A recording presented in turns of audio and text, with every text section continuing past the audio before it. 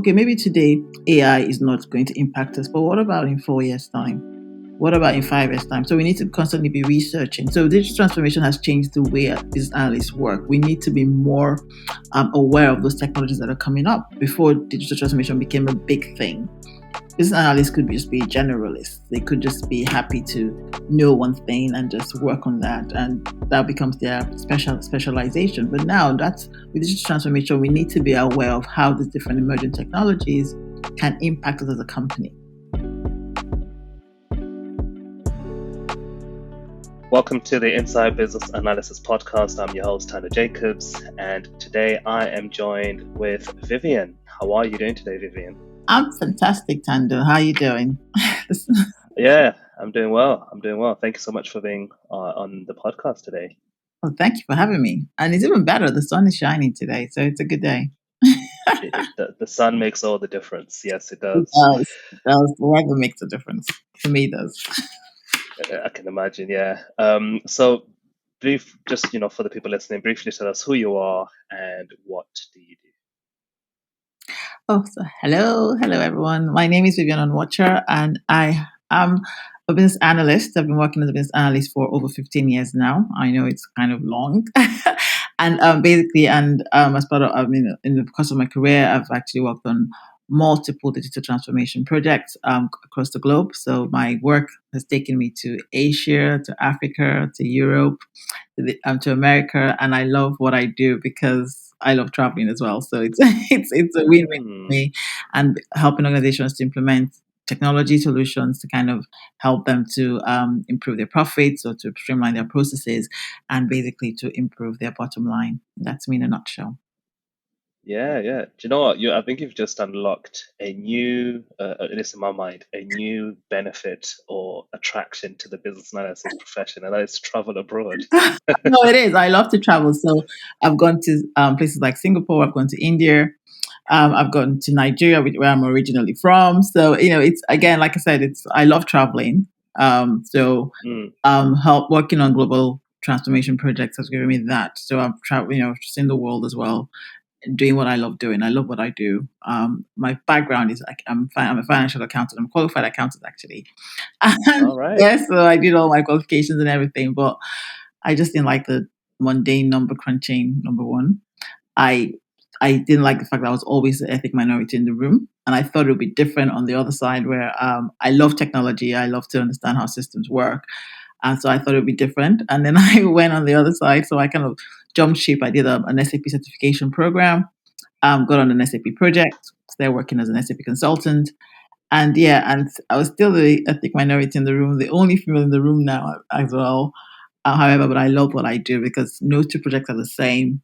It's always new challenges, and I get bored easily. So I enjoy it. I enjoy the challenge. So yeah, so that's it. Yeah.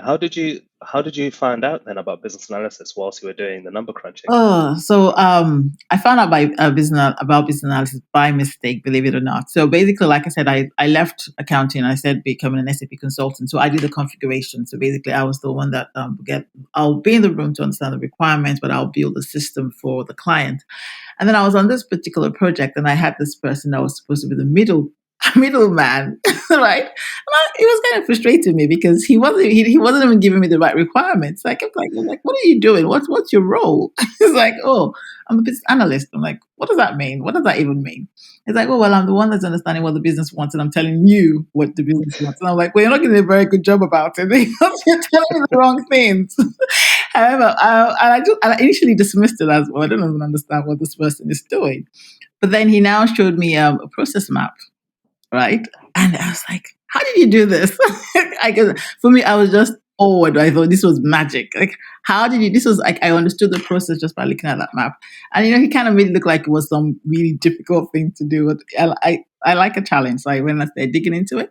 And I started reading more about business analysis. And I thought, oh, that's what I do. I mean, I basically do that. The only thing is that I'm doing the configuration at the end as opposed to just getting the requirements passing on to the technology team.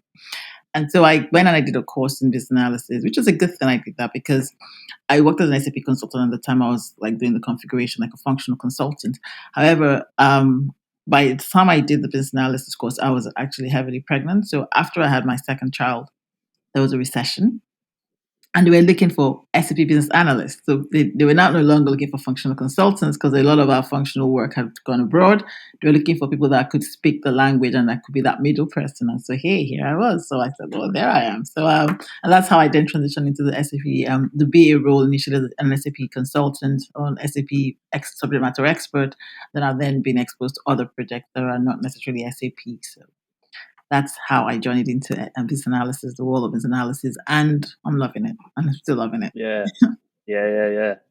No, that sounds great. I mean, 15 years on, you're still doing it. It sounds like you haven't regretted that decision, should I say? No, I'm actually happy. I'm happy I did because again, another thing that I loved about business analysis was the fact. So I when I got tired of number crunching, I was thinking, what can I do? What next, right? And most of the other things that I had any interest in, like I really like tax as a finance person, meant that I had to go down the ladder again and start coming up. But risk See. analysis, or when I transitioned into the SAP role, I didn't really take a hit. I mean, I took a couple of thousands off my salary, but it wasn't like a major hit like the others. Was like literally half of your salary was going to go, right? So that was, and that's the thing about business analysis. It gives you that soft landing. So if you're a professional looking to transition into a new space, you're not necessarily going to be taking like a big cut in pay. If you can show your transferable skills and show the value you're bringing to that organization, you can actually still start on where you are or even higher at some times. So yeah, that's what I like Yeah. as well. Yeah. No, that's such a very good point, actually. Like even your first BA role wouldn't be too big of a hit in most scenarios anyway. Because not largely speaking, the BA role obviously has transferable skills. So someone in your position might have even gone to a finance company and said, "I'm an accountant, but I've got BA skills." So I'll be a BA in your organization, and they can kind of potentially pivot that way around, right? Exactly. So that's an interesting point as well, actually, about the BA role and the career choice. So you mentioned that you've got your kind of your specialties, should I say, or one of them is digital transformation. Yes. And you've done a lot of work around that, been around the globe, and stuff. But actually, by the way, which has been your favorite destination or city outside of obviously your home country, Nigeria? Okay. Singapore.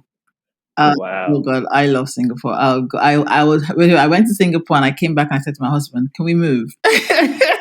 No, but I was like, "No, please." So I've been like So I went there. I did like a number of stints there, like um over the course of 5 weeks. So and I've been back there on my own on holidays ever since then because it's so Singapore. It's wide. Why do I like it? It's a clean country. The weather is beautiful. People are nice. The food is amazing. So it ticks all my boxes for me. So yeah. Yeah. And they're the right boxes to tick in my mind as well. Absolutely. So yeah, back to digital transformation then. So what exactly would you say digital transformation is, and why is it important? Okay, so first of all, I like to start from the back end because people hear digital transformation and think, oh, we know what it is, and they confuse it with digitization and digitalization. They're all different, right? So when we're talking about things about digitization, basically, we're basically looking at things that have happened in the past. So, like, for example, we have pen. We have a customer. We're writing down.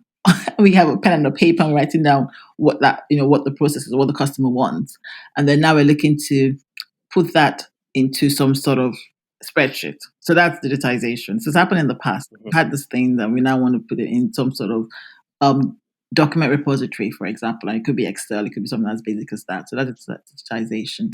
Then we move on and we say, okay, you know what? Now we're in Excel. We think we need a better system to help us keep this information or to document this information, right? And then we start to look at digitalization because basically we're moving from Excel to some sort of system. Okay, and that's to improve our processes. Usually that's the case. Okay, we need to improve our processes. How do we do that? Oh, right, okay, we have a system, we have things like SAP, we have things like Salesforce. Let's use that to improve whatever process we're trying to improve. So it's basically happening currently at the moment to improve our processes. Then digital transformation comes in. Right. What is that? So digital transformation is basically looking at the future. It's reimagining how we're going to work as a business. It's basically saying we have emerging technologies coming on board. So we have, ChatGPT is a hot thing right now. So we have things like AI, we have machine learning, we have cloud computing.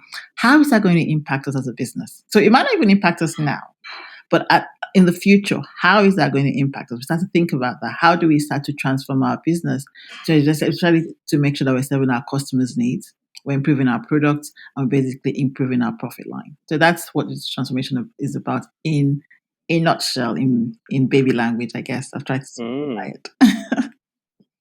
Yeah, no, that's such a very, very uh, well, probably the best explanation that I've heard of it, I'd say, because you've really broke down the three distinctions of, I guess, transferring from one Mhm, form to another form, mhm. what already exists, Yes, which is digitalization, and then actually then improving that particular form into a much better form, which is digitalization. But then digital automation is more of a strategic approach to it, of saying, okay, where we're going, what are we doing, and maybe even building today for tomorrow kind of situation. exactly. Um, So it's as an organizational perspective, of course. yes. So basically, it's strategically always looking at a strategy. So what are how can we improve our strategy using the emerging technologies that are coming aboard? So it's not just not for technology's sake, or because it's Mm, basically how can we improve our company? How can we reimagine what we do with the emerging technologies that are coming on board? right, right, right. What? How do you help, I guess, decision makers to embrace that concept or that mindset of um, this is not just about, oh, let's just buy this new toy that everyone in the industry is using, Mhm. but actually we're about thinking strategically here. How do we communicate that in our profession? So basically, of course, as business analysts, we know we're always identifying opportunities, we're identifying problems, right? And we're identifying problems so that it doesn't become a pain, and we can actually kind of get a solution that can solve that problem to ensure that we're running as a business. We also identify opportunities so as to help us improve our market share, improve our bottom line, right? Now, you'll always come up with a business case. I mean, that's the only way you can sell it to leaders, and your business is going to be showing the benefits. It's going to be showing, okay, of course, this is how much you're going to spend initially, but this is what the benefit is going to be. This is when we're going to get a return on investment. This is what's going to happen. It might be reputational improvement. It might, it might be um, cost saving. It might be getting a new market share, right? So we coming up with your business cases. We identify, we do our research, and like I said, it's also thinking about, okay, maybe today um, AI is not going to impact us, but what about in 4 years' time? What about in 5 years' time? So we need to constantly be researching. So digital transformation has changed the way business analysts work. We need to be more aware of those technologies that are coming up, right? So initially, before DT, and I think the pandemic actually accelerated that process of digital transformation, right? But before the pandemic, or before digital transformation became a big thing, where business analysts could just be generalists. They could just be happy to know one thing and just work on that, and that becomes their specialization. But now, that's with digital transformation, we need to be aware of how these different emerging technologies can impact us as a company. Maybe not necessarily today, but in the future, and start to come up with a case. Again, it's always back to your business case and take that to Mm, the senior leadership to say, this is where we are today. If we do X, Y, Z, this is where we're going to be in the future. If we reimagine the way we're going to work. How do we even get that information? We're looking at our competition. What are they doing? We're looking at outside our industry and see what they're doing with things like, say, for example, AI, and see how we can actually bring that into our industry and how that can help us be better at what we do. So yeah, so mm, that's the way. So that's the way we need to start to get the buy-in. It's basically, it's always selling the benefits. What will mm, happen if we do it now? If we don't do anything, these are our options, right? Coming up with our options analysis. If we don't do anything now, this is what's going to happen. If we do this, this is what's going to happen. And then we put the numbers out there for them to decide. absolutely. What how would you advise a business analyst whose experience has largely been on the digitalization perspective of, we have Excel right now and we want to transition over to Salesforce, for Mhm. example. That's kind of what the experience has been all along. So it's almost as if the solution is already predefined before they even get involved, Yes. to say we are buying this or we've already bought this, assign the licenses. We just need you to try and help us migrate from Yes. this to that. Mhm. Um, whereas digital transformation is this is almost the opposite. It's almost saying actually there is no solution at this point in time. It might not even a problem that we are aware of, but Mhm. through the work of the strategic business analysis, they're able to identify these things. How do you, I guess, what advice would you give a BA to shift their mindset of, okay, you've come from this space, but digital transformation is actually a very different approach? So again, I think it's a lot of learning. So I'm always reading up things, and my friends call me professor. But I'm like, no, but I need to keep myself abreast of what's going on. So I like with lots of like CIOs and have a business review, because they tell you different things of what's happening in the industry, what organizations are doing. Right, that's number one. Number three is also understanding different technologies. You don't have to be an expert in it. You can decide to specialize in one part. That's entirely up to you. But then again, you need to know the other part. So, for example, there's a correlation between RPA, for example, and machine learning. Why? Because your RPA software, at some point, we need the machine learning to start to learn how to read the information, right, and automatically pick up on. Okay, so this is what this particular supplier, for example, if it was invoices, this particular supplier, this is how they give us their invoice, right? And by doing it a couple of times, there's a bit of machine learning that starts to learn what to expect when that invoice comes in, so you can post that through. Now, so if I say I want to just do RPA, but I'm not understanding machine learning, I miss that. There's a gap in how we can actually utilize both of those technologies to, to improve our processes, for example. Okay, so Mm, it's really understanding those emerging technologies, like I said before. For example, let's go to your example. You said Salesforce. So I'm a BA. I'm a Salesforce expert. I know all about my Salesforce.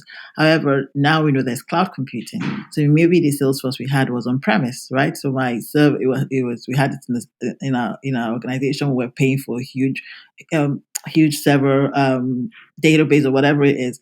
But now we see that if we move to the cloud, it's going to be cheaper for us.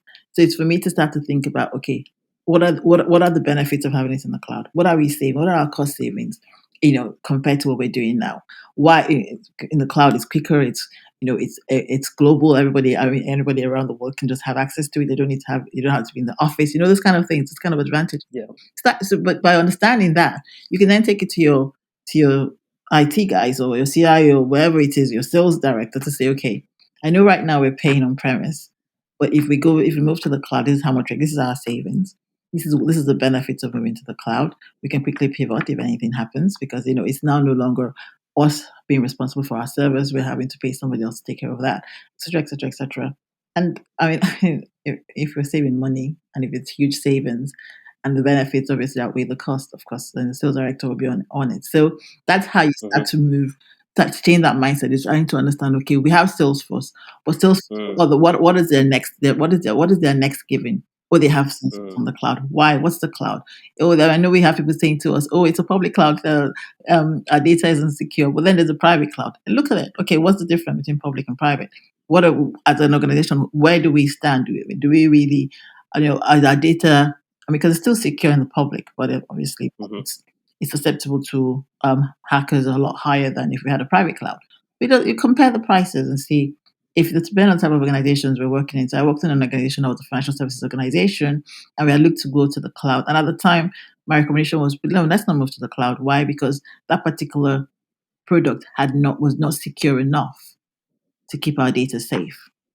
So we still were on premise until, and they gave us that software, and that company said, okay, give us a couple of years and we'll be able to secure this, et cetera, et cetera. Because that was moving to the cloud would have been foolish of us, because we're a financial services organization, we hold very sensitive records. We need to ensure that our record is secure.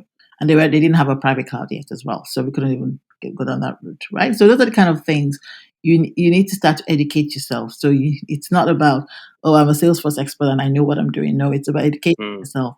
I mean, when I'm going to go to back to ChatGPT, because ChatGPT has even changed the way we work, right? hmm. As business analysts, it's a lot. You need to understand how to interact with ChatGPT to make your work smarter. I mean, I love ChatGPT. I say it's my best friend now. So, but it's about continuous learning, about trying out new things, going for demos, asking. So even going onto Salesforce, going to their website, seeing what's the new tools. So if you're a Salesforce expert, for example, seeing the new tools that are out there, because Salesforce are constantly bringing out new products, because they're the top leaders in their market. So they're constantly using the new technologies to ensure that they're still the top leaders. So understand what they're Mm, doing, why they're doing it, what's the technology behind that, and how that's going to benefit you as an organization. That's what hmm. I'll say in a Hmm. nutshell. Yeah, yeah, yeah. No, some really key points. And just touching on that last point that you just mentioned about, I guess, well, you touched on it quite a bit about learning, continuously learning even. There may be some BAs who they don't necessarily, to your previous point, the more generalist BAs, they don't have any specific Salesforce or SAP or Oracle knowledge or anything like that, Mm. or even Chat GPT. Even they don't have any technical knowledge of any kind, so to Mm. speak. They kind of just know business analysis requirements and process models, that kind of thing. Are there any particular tools or softwares or systems that you would 100% recommend that people should at least learn some at some form basic level? Mm. So I'm just trying to think about.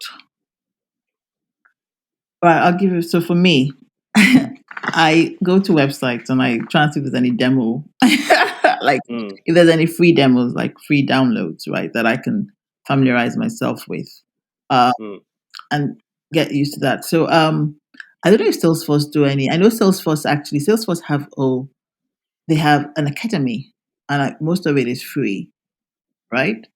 Yeah, most of it is free, and you can learn as a developer, as a BA, the different levels, and so you can have access to that. So that's one way of doing it, right? So you can there's another site called UiPath, and that's for robotic process automation. And then UiPath also has the business analyst side of it, and it has the developer side of it.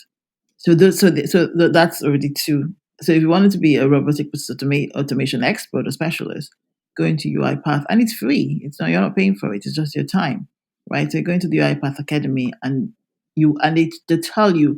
So when we talk about robotic process automation, you think it's a robot, right? It's actually a software. It's like it's not uh, like you have a physical robot coming to say to you, "Oh, I'm going to automate your processes." No, it's a software, and that's what. So when you do this UiPath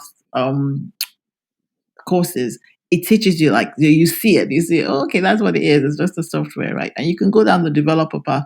So I'm still working on my BA path, and then I'm going to do the developer path because I not because I'm going to code or because I want to do anything like that. I'm very big on pushing the fact that we don't have to be technically minded to be BAs or to work in tech. mhm, That's one of my mhm, thing song, and if you follow me on LinkedIn, that's what I'm always trying to teach.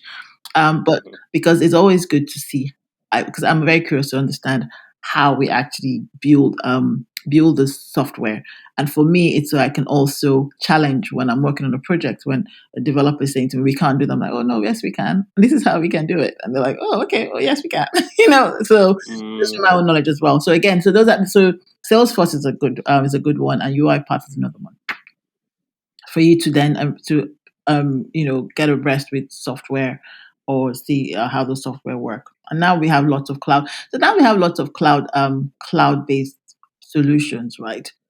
You can go onto their websites and just play around. I know SAP, which they call S for HANA, also have a site where you can play around with and demo with their system. But okay, if you've never used it, then it might be a bit confusing for you. But that's I know Salesforce would walk you through, and also UiPath. Yeah.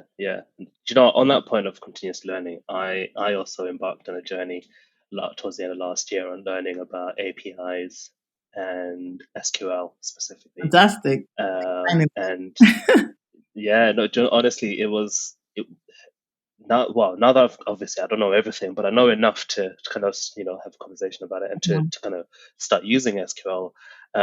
But it's actually not really as difficult as I thought it would be at all. Mhm. It's really just about going, as you say, putting in the time. It's the time effort that it costs, isn't Yeah. it? There's a lot of free resources out there. Mhm. You just named a couple of websites, but I don't even throw in YouTube. There's a lot of YouTube tutorials out there that are really, really good. Exactly. YouTube is a Um, university on its own, right? Absolutely. Some that are really good that would Mhm. really dive deep on the things that you want to learn, Mhm. and the cost element of it is okay, I'm going to put aside 2 hours of my time, Yeah. to really learn this thing. And that's the cost. And I think that's probably, if we're being honest, that's probably I wouldn't say barrier to it, but I'll probably say uh, the problem is laziness, maybe if I can say it that way around, where It's the laziness to not learn that's holding us back as BAs. Yes, it is. But again, it's back to okay. Let's use the business case on ourselves and benefits. What's the benefit? So, like now Mm, you understand APIs. Any e-commerce project, you're good at. They're going to want you, or any project where they're looking to integrate APIs. You're the mhm, BA that you're putting yourself ahead of the market, right? So that's what I mhm, tell myself. Okay, yeah, I know I'd rather be doing something else, watching a movie. Oh. Well, that movie mhm, isn't going to be mhm, paying my bills. Isn't going to be giving me the rates I want. So, no, I'm just going to shut down. So actually, every week now I have a day. I'm giving myself a day for my CPD because I need to just continuously develop myself, right? And it's yeah, and I find it very beneficial. It's never failed me. It's always put me ahead of the market. It's always made me marketable, right? If I mhm, need to go speak to clients, I know what I'm talking mhm, about. I can offer better value, and so mhm. that's my benefit, and that's why I do it. Of course, yeah, yeah. No, I completely agree with that. I completely agree with that. Um, so just going back to so that we mentioned earlier on about the digital. I'm trying to remember the correct terminology here. From one method to another is digitization. So digitalization is pen to paper, from pen to paper to a spreadsheet. So Exactly. it's happened in the past, and we're just trying to document it now using some sort of spreadsheet or document, right? Some sort of software. Yes, And then digitalization is basically moving from Excel to some sort of system, right? So got basically, it. and then digital transformation is looking to the future, really using the emerging technologies to see how we can reimagine the way we do business. So we spoke quite a bit about the role of a BA and the digital transformation element of it and the business case, and they're doing Mhm. the research and things like that. So coming back to the other two, so starting off with that initial one, digitization. Mhm. What's the BA's role within that, and how can BAs kind of help organizations digitize the right things? So I'll tell you a story. So my first thing, I mean, I shouldn't say I was a BA. My first thing that being a BA was actually my first job as an accountant. Ah, Yeah, because I got a role with a startup company at the time, and they were basically pen to paper, and they're looking to okay move what they were doing to Excel as accountants. So I did the first part, digitization. We moved into Excel. And then after Excel, so what was my process was obviously just understanding where all those documents were, all the manual documents were, and then kind of collating them and documenting them on Excel or Word or how whichever way it lay laid. So if it was numbers, it was Excel, and then if it was Word documents, it was then Word. So when we're done with that, okay, so we then had an Excel accounting spreadsheet, I guess. So where our payments, our receipts, our expenses, everything was being done in Excel, and it was becoming mundane. It was becoming very manual, very laborious. So what's the next thing? Okay, so what system can we go by to help our work get better or how our work get easier? And so again, so it's then so understanding what the requirements were. So like I said, I didn't know I was in the BA work. It was later when I became a BA, I was like, oh, that was my first BA role. And I mm, totally enjoyed it. I loved it. I loved the fact that it wasn't just 100% numbers, right? I like numbers, don't get me wrong. I mean, I did accounting for a reason because I like numbers, but I just don't like the mundane day. It's the same thing every day. And I like the variety of, I like when there's a variety of things to do. So I understood, okay, what the requirements were. I spoke to I guess the directors at the time, spoke to the payroll guys because we're going to get a payroll system as well. Spoke to the bank to understand what we need to do to be able to integrate our payments to the bank. And so then understood what system. So when we then went out and did our vendor selection, spoke to our vendors, chose the right vendor that was right for us at the time, and then implemented this new software.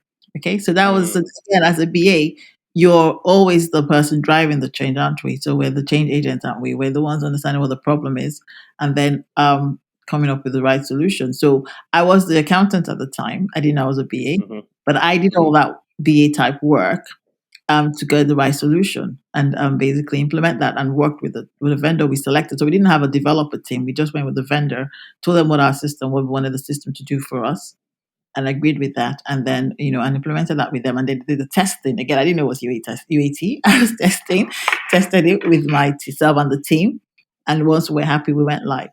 I didn't use those terminologies in those days, but that was what we did. And so mhm, now, obviously, that's what a BA will do and to drive that change for them in that different phases and that different stages. mhm, mhm. Yeah, no, I love that, and that's actually a very clear example of the two, and the BA's role within that as well, Mhm. which is great. And I wanted to touch on that because, I'd imagine the three parts, even though they all fall under the umbrella term of digital transformation, Yeah. they require different approaches, different skill sets, Mhm. and different ways of working as a business analyst, and therefore, it'd be good to, I guess, be exposed to all three at some stages in your careers, Yeah. just so that you can, because not everyone might have I guess the role where they have that opportunity to work on these strategic digital transformation initiatives, True. Mhm. but actually they can still, in their current position, look at digitizing something, or digitalizing an existing manual system into a more better system that's out there in the marketplace. Yeah. So, Exactly. just understanding that the BA role can, play a big role in all three of those areas. Yeah. And then to any of your listeners, they might not necessarily have that BA hat on. So, like I said, I was an accountant. I didn't know I was Mm, in the BA. So it's all about. I knew there was a problem and we needed to solve it. Okay, so I say to people, like, say, all right, don't think about, oh, how can I get into the BA role? So where you are right there, right now, what is the problem that needs to be solved? Take that upon yourself to understand what the problem is. Start to look at what the options are. Speak to different people, understand the requirements. Take it to your IT team. If there isn't an IT team where you are, because we didn't have one, go online, Google, say this. What kind of how can we solve this problem? Like I said, the YouTube, Google, ChatGPT is there right now to help you with this kind of issues now, and then come up and it has to give you ideas of how you can solve that problem, and then you can then take it to maybe your manager. So maybe you don't have access to the directors, but maybe your manager you can say, you know what, this is the problem we're having here. I think this might be possible solutions to this issue, and this is what it's going to save us in the long run. And that's you doing that BA work. And that's the transferable skills we talk about when you actually get the real titled BA role. But hmm well, hmm so a lot of my clients, because one of the things we do is we train people, and they come in and they say, "Oh, we know nothing about BA." I said, "Well, I'm sure you've been doing BA type things in your work before, without even knowing you're doing it." And when we start, they're like, "Oh, okay. Oh, that was that. Oh, we did that. Oh, yeah." Yeah, And then that, so yeah, so always look for how you can solve a problem around you at the moment, and that's you just literally walking into the BA space.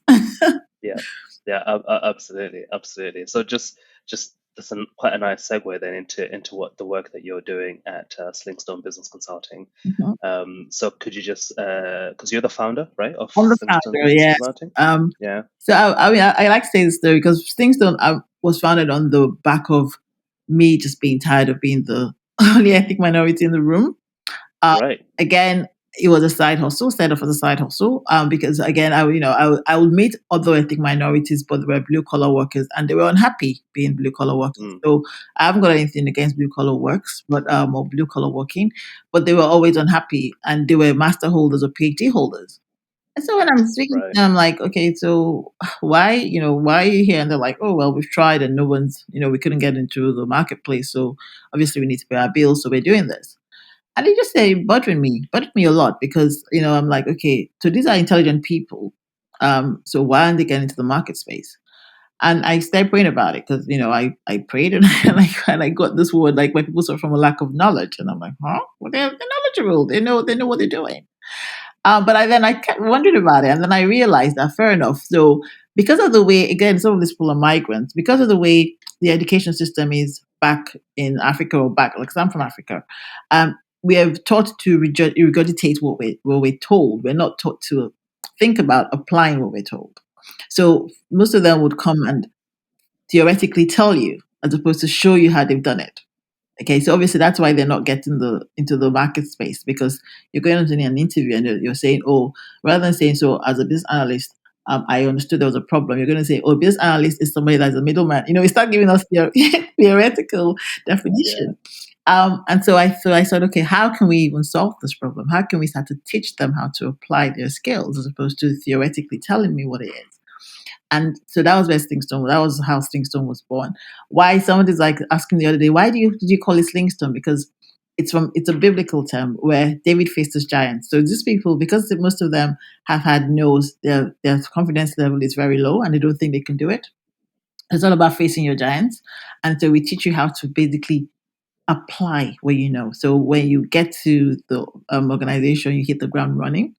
And it's been successful in the sense that most of our clients that get into the market space go and become trailblazers, and they've gone on to do wonderful things, and they've gone on to work for amazing organizations, right?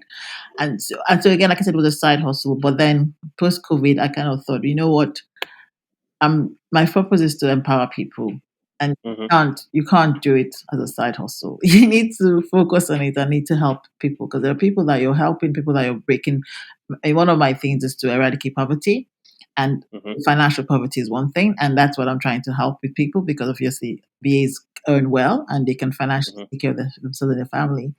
So I'm now 100% focused on helping the underrepresented community get into the tech industry through business analysis, through process project management, through PMO analysis, through design Okay, thinking. So those are the kind of courses we run through UI, it's like UX, because I'm very big on you don't have to be technically minded to get into the tech space. So that's what we definitely. do in a nutshell. So we train an organization, training people to get into the tech industry. Oh, lovely, lovely. And that's you've mentioned quite a few different professions within that. So it's not just BA that you're doing. You're doing No, no. quite a few roles, but all of them are in tech. But to your Mhm. point, all of them empower people who are not from a technical background, don't know how to code, or have a computer science degree, but actually, regardless of their background, through coming to through your consulting practice, where they can learn Yeah. and apply the skills, then they're able to essentially make that transition into the tech space, which is a powerful thing, because it took me, honestly, it took me, because my journey, I started off, I was in sales and account management, relationship management type of jobs in the Nice. financial services world. Yeah, it Nice. was cool. It was cool for a long time. My first sales job, I was 17 or Mhm. 16, no, 17, Mhm. 17, because I was in sixth form at the time. And so after sixth form, I'd go and be on the phone selling home insurance over the phone. Um, I knew nothing about home insurance, but I was selling it anyway. But you know, for 10 years, so from 17 to like 27, I Mhm. was in sales and relationship management type of roles. Mhm. And so I kind of got to the same position where I kind of felt like I've kind of done enough in that space. I wanted something completely new, something Mhm. completely different. Um, and I can't remember how I found out exactly about the BA role, but eventually I just kind of made my mind up that this is definitely what I want to get into. Mhm. Oh, actually, no, I do remember. It's quite an interesting story, Yeah. actually. So I had a client of mine. She was 21, Mhm. just graduated from university, Mhm. had got offered a job with an organization as a business analyst at a £60,000 salary, and that took me by surprise, Yes. I mean, first because I was just like, wait, hold on. You're a graduate and this is the kind of salary you're making as a mhm. business analyst. So, I'm thinking it's some technical job of sorts. So I just kind of asked her, so what exactly does a business analyst do? Mhm. And the funny thing is that she was telling me what she does. I was like, oh, I know half of this stuff because I did a business management degree and Mhm. I've learned half of the things you're saying, but Mhm. I've just never heard of this job. And that's kind of where the wheels start grinding in my head and kind of made the switch. But that switch took me almost a year and a half, Mhm. because I didn't have, Mhm. I guess, a strategic training or a set way of doing things. I Yeah. just kind of learned by myself, reading books, blogs, YouTube videos, all of that stuff, kind of doing it all self-taught, self-doing it myself, and just applying what I know, to your point, applying what I know in my current job, Yeah. building process maps, Mhm. speaking to the manager saying we could do this better, we can improve that. But it took me about a year and a half to then eventually get my first official BA role. Cool. Um, but having something like, what you're offering could have easily cut Like that time down definitely to a a fraction. fraction, like 3 months. Because the Yeah. reason why I said I was excited when you said you were a client relationship manager is because that is actually a program we're trying to prepare for account managers, because account managers are like the lifeline of a business, right? So I have a friend that has some account managers, and he's called me and said, "Can you come and train my guys, because they seem to cost us more money. They don't get the right requirements. We build something, and then the client isn't happy about it." So and I'm like, okay, fine. After they're not asking the right questions, they're not getting to the root cause, so we can teach them some techniques to kind of get so that we ensure that they're getting the right requirements. So Hmm. and so when you said that, I'm like, you already have that, some of the skills. It's just the techniques that you need. We needed to refine a bit. Absolutely. Yeah. So Yeah. that's Yeah. Absolutely. Absolutely. No, but you know, but to your point, then, why is it important? Because you spoke about this quite a bit around. the underrepresentation in the workplace, particularly in our world in the tech space. Why is that something that you're passionate about, and what would the ideal world look like for you? So because I've, again, I guess because I've traveled with across the world for with with my work, with what I do, and so I understand different cultures, and I see how diversity just helps. So people's different perspectives, different experiences, kind of also help the project. I so for me, I see how just having a nice. I hate being the only person in the room. Let's just put it that way. I feel very uncomfortable about it. I feel like if I do anything, I'm going to get caught out. Not anything like you always just feel like, and you feel like there's double pressure on you to perform. Okay, that's one. So it's that I don't like feeling like that. And no matter no matter how you say it's all in your head, sometimes it's played out. You've seen people trying to catch you out to know if you know to see if you Hmm. know what you're doing, right? And I'm like, why is that, right? Um, Another thing is with diversity because like everybody just brings their own experience to the table. It's basically it's a good industry, and I think the reason why we're underrepresented is because we don't even know this industry is there genuinely don't know it's there. Some people, when you tell them, like you said, you didn't know what the BA was. Some people, when you tell them there's a space like this in the tech industry, they think once they hear tech, because of the way they're coders and programmers, and a lot of, especially women, just think, oh, I'm not good at that. I'm not going to do it. So Right. there was a recent survey that BCS and Black Female Coding or Women Will Code did together, a joint survey just recently last year, as like late in November last year, and the survey said 24,000 Black women were missing in the tech space. To 24,000 in the UK alone, right? Wow. That's a huge number. That's a huge number. And so when I read that, I'm thinking that's because you make it look as if they have to be coders and programmers to come and do tech, and a lot of them just think it's not for me. Okay, but we make them understand that problem solving is helping to, understanding emerging technologies and coming up with the right solution using technology is a way. A lot of women are problem solvers, Mm. critical thinkers. We can, they can bring that to the table and they can help your organization come up with the right solution. So basically, I just believe that when we're diversified, then we're more powerful as a group because everybody brings in their own perspective, and we get we get a better solutions and better ways of working. That's my thinking, and I believe that strongly. Yeah, yeah. No, I agree. Different perspectives, different voices in the room would talk about representation, and obviously as BAs we speak very much about like being the voice of the customer, or Hmm. sometimes your perspective, or your worldview would influence how you view that customer and the way you represent that customer. So I definitely agree that having these differences in not just it's not just a skin color difference, it's like a mindset, almost cultural, almost just life approach differences, then actually gives you a certain nuance. There's no better. It's just that it's different. So having that difference of representation being heard Hmm. is then the key thing. But that 24,000 numbers is massive. It's That's huge, took me by and this is just surprise. last year. Yeah, That took me by okay, surprise. 24,000 Yeah, just black women alone, right? Just missing the tech industry. So it's we need yeah, to do more. We definitely need to do. absolutely. No, absolutely. Even another thing, just to add to your point as well, is so okay. So I don't know if you heard about the AI tool that I think this is in the states, and I might be wrong, but I think it's in the states where because of the way it's been written, it finds a lot of so it convicts ethnic minorities. It's a higher conviction rate because it's more biased towards the Caucasians. And that's because we haven't got the representation, right? Because if we did, building that tool, we'll Mm, be able to understand, I mean, from a diverse perspective of how that tool should be built to ensure that it's fair, in terms of making the decision. So you're not going to blame the tool, but basically you've given it a one way, one view, right? Way of mm, thinking. So everything else is just going to think you're a criminal. So yeah, so those are the kind of things why we need to be represented more in mm, the mm. spaces. Yeah. No, completely agree with that. Well, Vivian, this has been such a fun conversation for me, an eye-opening conversation about digital transformation as well, and learning a lot about what's involved and the differences in digitization and digital transformation. Um, and also just kind of picking your brain on these topics, but also hearing, the work that you're doing through Slingstone is actually really encouraging, and it's lovely to see. So as we bring this to a close, I've got two questions. Mhm.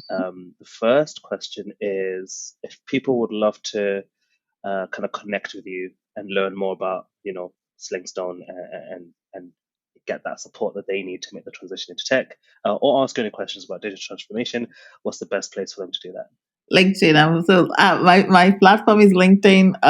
Anything else, I'm not very conversant with, but you can connect with me on LinkedIn. My name is Vivienne Onwuocha on LinkedIn. Just send me a DM or send me a connection request. I'll happily connect with you.